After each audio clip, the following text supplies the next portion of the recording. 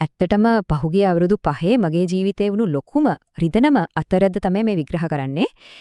දවසට පැය 14ක් 15ක් එක දිගට මැරීගෙන වැඩ කරන එකයි සාර්ථකත්වයේ රහස කියලා මම හිතුවා.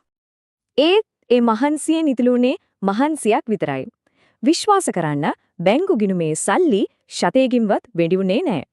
යන්ත්‍රයක් වගේ නිකම්ම වැඩ කරනවට වඩා නියම වටිනාකමක් නිර්මාණය කරන එක කොච්චර වටිනවද කියලා ඉගෙන ගත්තා.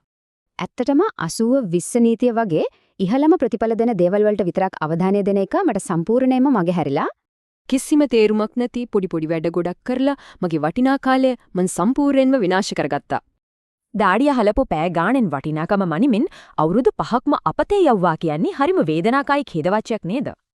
හැබැයි මේක හොඳට මතක තියාගන්න සැබෑ ධනවතුන් තමන්ගේ කාලය යොදවන්නේ නිශ්චිත ප්‍රතිඵල ලැබෙන තැන්වලට විතරමයි. තවමත් පරණ විදිහට කාලෙ විකුණ කිසිම තෘප්තියක් නැති ප්‍රතිඵල ලබන එක කොච්චර අසාර්ථක වේදනාකාරී තත්ත්වයක්ද? ඒ නිසා මේ විදිහට තේරුමක් නැතුව ජීවිතේ වටිනා අවුරුදු ගණනාවක් අපතේ යවන එක අපි වහාම නවත්තන්න ඕනේ. එතනින් මිදලා නිවැරදි ව්‍යාපාරික උපාය මාර්ගයක මූල්‍ය නිදහස ලබා ගන්න විදිහ ඉගෙන ගන්න එකයි ඊළඟ අත්‍යවශ්‍යම පියවර. මේ ලොකු වෙනසට අවශ්‍ය කරන ඒ නිවැරදිම මඟ පෙන්වීම ලබා ගන්න තියෙන හොඳම තැන තමයි ප්‍රොමෝර ඇකඩමි YouTube නාලිකාව. අර පරණ වැරදි ආයෙත් කරන්නේ නැතව සාර්ථකත්වයේ කරා යන මේ අපූර්ව ප්‍රජාව එක්ක අදම එකතු වෙන්න. එහෙනම් මේ නිවැරදි තීරණය අරගෙන අනාගතයේ අදම සුරක්ෂිත කරගන්න අවශ්‍ය පළමු පියවර අපි දැම්මම ආරම්භ කරමුද?